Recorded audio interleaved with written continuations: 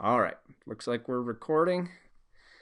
So, Miss Denise Ellinger, thank you so much for being the first guest on the Get Foxy show. I really appreciate it.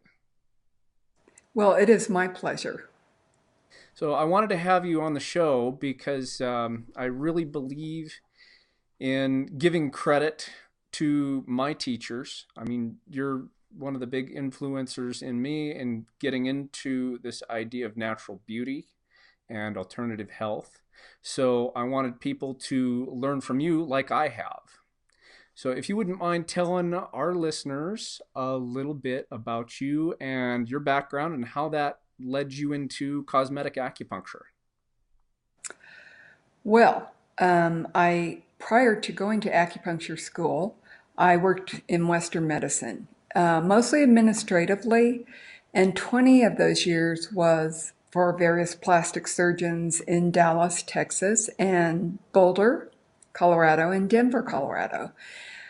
For 6 years in Boulder, I had the wonderful opportunity to be trained as a surgical scrub in outpatient surgeries and worked the back rooms, did dressing changes, stitches, etc. And I loved it.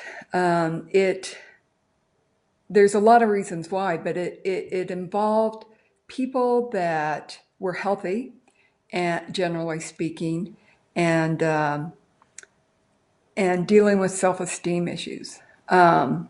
Usually, the other aspect of it was the reconstructive surgery aspect of it. So I saw a lot of people get really good results, and it would change their lives. So then it was time for me to do something different. And I had a good friend that was actually going to school here in Denver, and she kept saying, "I really think you would like this. Come and sit in on some classes." So I did, and I went, "Wow, this totally makes sense to me." So I started going to acupuncture school. And I think it's changed, but at the time, I think I was the oldest student they'd ever had. And wondered, why am I doing this at this point in my life? Then during that time, I found out there was something called cosmetic acupuncture. And you and I took training from the same gentleman Mm-hmm. who was an amazing, Dr. Ron Rosen, who Yep. is an amazing practitioner, did lineage acupuncture. And, uh, and I fell in love with it. I just felt with my background, this is something I should check out. And as I started to do it, it was so different in not that the other things I saw with Western plastic surgery, but I saw people's sense of well-being change in a way that you often see with the glow of pregnancy.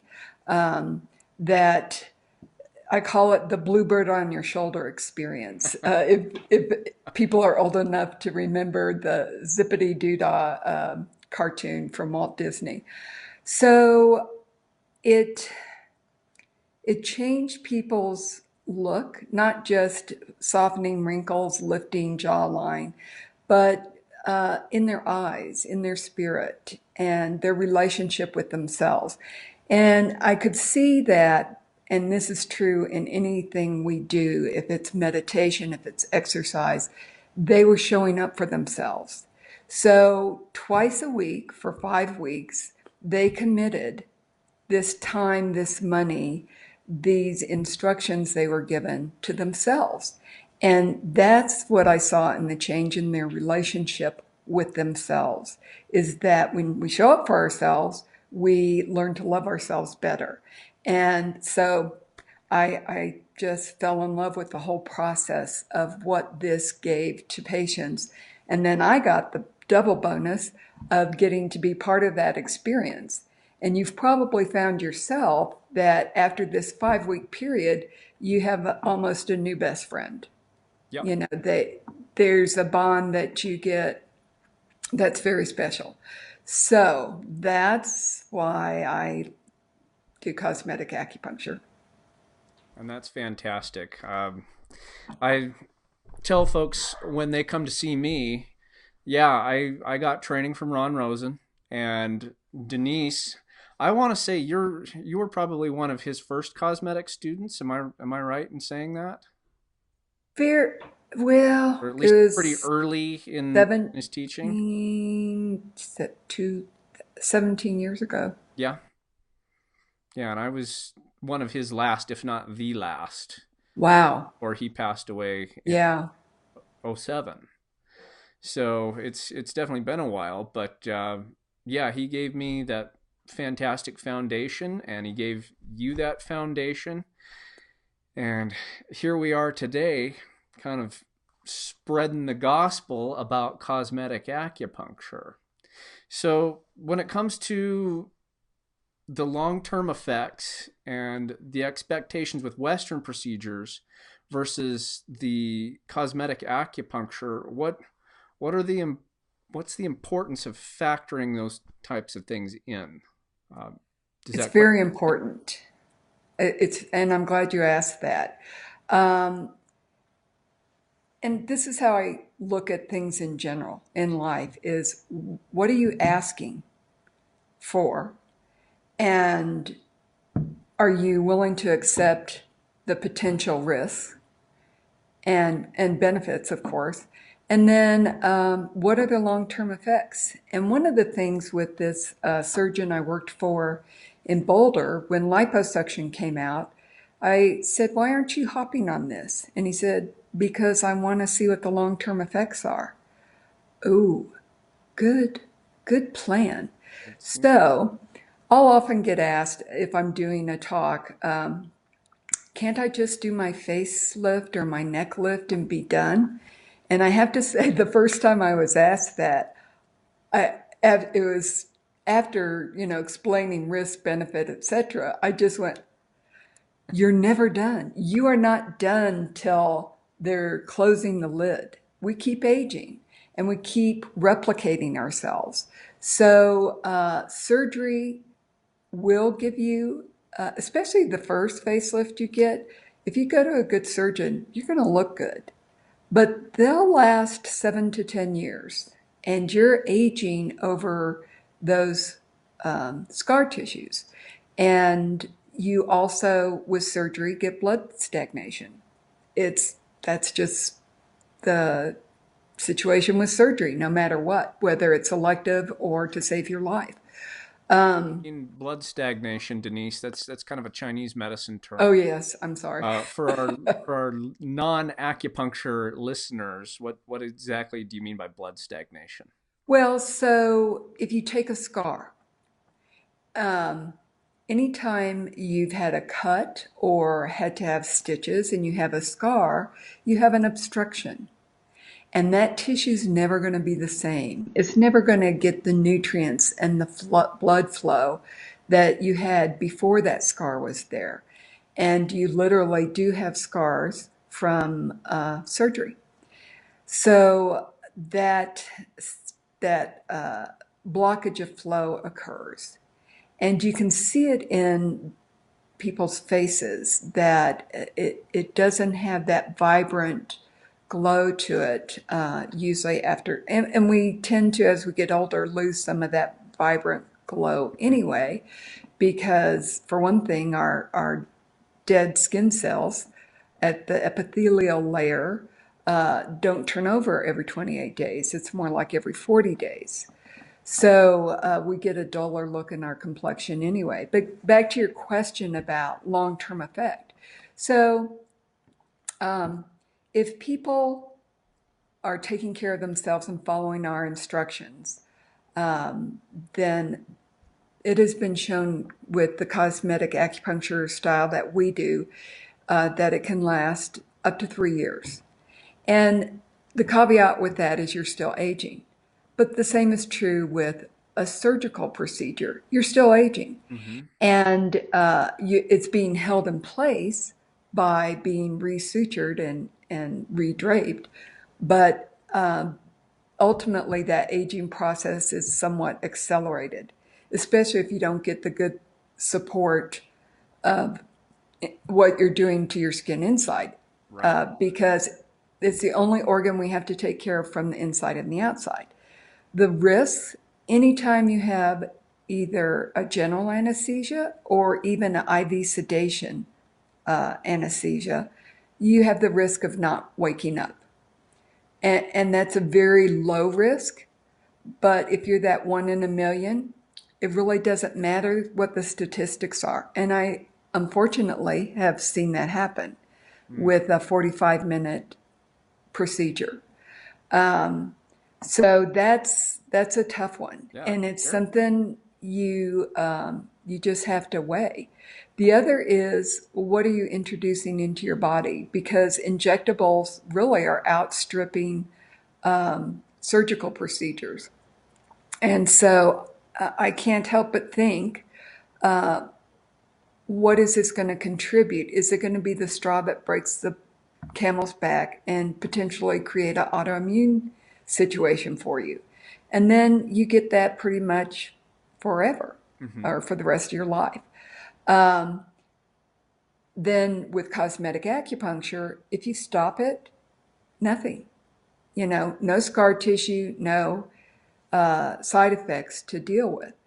I actually recommend that people do it every year to 18 months because it is so rejuvenating. I would agree. And then it helps keep them on track with the inside work and using the best, safest products that I know to use. So you can still get continued effect with much less expense and much less risk Hmm. to your health, and then that really unusual bad side effect You of bet. not waking up. Now, when you say inside work, Denise, you're talking about um, using food as medicine? Yes. Okay. So Yeah. making dietary adjustments to help improve the look and the quality of your skin.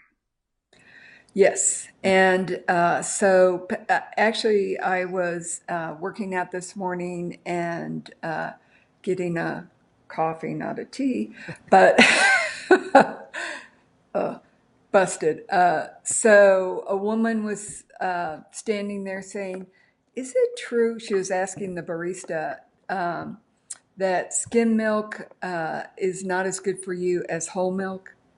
And of course, I butted in and talked about skim milk has more sugar than whole milk, and half and half or whipping cream has no sugar in it Hmm. and good fats. So people are slowly being exposed to the fact that good fats are important, and it's what nourishes us and nourishes, another TCM term, our yin. And our yin is everything, it's our blood, it's everything that lubricates us. One thing I'm starting to investigate for myself is collagen peptides. That it's in a protein, collagen greens, Hmm. so that I'm was motivated to do it for my spine, but I would be a big fat liar if I didn't say, I hope it affects my skin too, So, and my nails and my hair. So that replication that we do as we get older, we make less of the oil, the our blood. We don't have the richer quality of blood. Women go through menopause, they stop making blood, and that tends to mean we start drying up. Our hormones decrease. So it's also with the scientific information that we get when we're in school is learning about telomeres and protecting our chromosomes for replication. And all that has to do with our aging process. And we call it anti-aging, but I kind of like to think of it as better aging. hmm so it sounds like it's not just about maintaining your appearance, but really maintaining your overall health.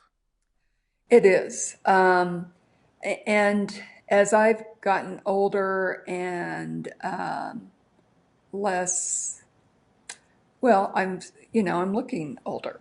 And I figure, well, I'm getting, I'm moving along that chronological advancement. And my goal is to be healthy, in weight, and I want to be healthy and I want to be strong, and I want to always be able to dance, and so that creates a beauty that people are attracted to, that that energy and that spirit, and you've seen beautiful women and men that you kind of go, yeah, I don't think I'd want to cross the street to get to know them. Mm-hmm. And then I'll be at the mall or getting a tea or coffee and see somebody and go, wow, they're beautiful. And it's just what they're emitting, their energy It's and their health. foxiness. See, this is Foxiness. I why love the this name is of why your I call it the program. Get Foxy Show, because we are Yeah, talking about that je ne sais quoi that really makes you just a foxy individual. And I think that's what you're talking about. I think so. It's having an open heart experience. It's we were my husband and I were out of town this last weekend. It was my youngest son's birthday in Dallas, and nothing went smoothly, but we had the best time because it was so joyful and hanging with family members that you love and a spouse that you click with, and you just you I really don't care if somebody else thinks I'm pretty, but if I feel pretty, it's you exactly have the word. It's foxy. So, who embodies Foxy in your world right now? My husband, uh, my kids, and my soon-to-be daughter-in-law. Um, so I have to say, um, right now, but all my life, my first hero as a child was Bill Russell. Mm-hmm. And I just admire him a lot. Plus, he's an incredible athlete. Um, the Colorado Rockies as a team, I don't know them as much as I'd like to. Then I'd get arrested for stalking, but but I think their attitude as a team is something I look up to. Mm-hmm. So, anybody who is in a position where they could potentially, either with power or money, kind of be mm, too much into themselves, and but somebody who can stay grounded in just our world today is somebody that I find that I admire, and therefore that creates an attractiveness. I worked for a cardiologist in Dallas that wouldn't necessarily, you know, uh, bring out an ooh baby comment, but he was beautiful Mm-hmm. because he had the best heart and a good sense of humor, and he was intelligent. So that's also, I think, part of it is being able to laugh. And, if you have a smile in your body, it's going to show on your face. And then being intelligent and pushing the envelope and being able to have a conversation about books or sports Mm-hmm. or science or the funnies that you're reading that day, Gotcha. and just be able to enjoy it. Okay. Well, I'm curious to know, since you've been so involved in the anti-aging and natural beauty scene for quite a while, what is the one piece of advice you have for the Vulpanistas? That's the new term I'm coining. Oh, Vulpanista. Vulp coming from fox. Ista like fashionista. So a vulpanista is a lover of all things foxy. So what is the one piece of advice you would have for the vulpanistas out there about how to stay foxy and maintain that foxiness? so as I love the term foxy, and I'm going to throw down a gauntlet for you to change the initial perception of it, because foxy tends to conjure up outside, Mm-hmm. and but I think you're talking about inside as well, Definitely both. Yes, and that's what I and want to I do. think they go hand in hand. So the one thing I would say is love yourself. And we are not taught to do that. We are taught to be humble and, oh, that's selfish. But if you're able to love yourself, my new motto is I have to love myself first. And that's the other part of it. Love yourself first so you can love others better. And nothing but beauty can come out of that. Fantastic. Well, Denise, I'm sure the listeners would like to know a little bit more about how they can find out about you and what you do. Where can they find more information about you? Well, I do have a website that needs updating, but possibly just contacting me via email. And I mean, is that something that we Sure, should talk about? I can put an email address for you in the show notes. That's not a problem. Okay. Do you want me to give it to you now or send it to you or? You can just say it right now if you want. Okay. I think the best place to reach me would be Denise, Denise, at the number 3, skinnutrients.com. And then I don't know if you post that, then they would have the spelling of it. Okay. And I can send it to you also. And I'll probably put it on the show's Facebook page too. Okay, great. Thank you. Excellent. Well, thank you so much for your time. I really appreciate you just honoring us by taking the time out of your busy schedule to share a little bit about what it is, what you do, how you help people, and how we can spread that foxiness throughout the world.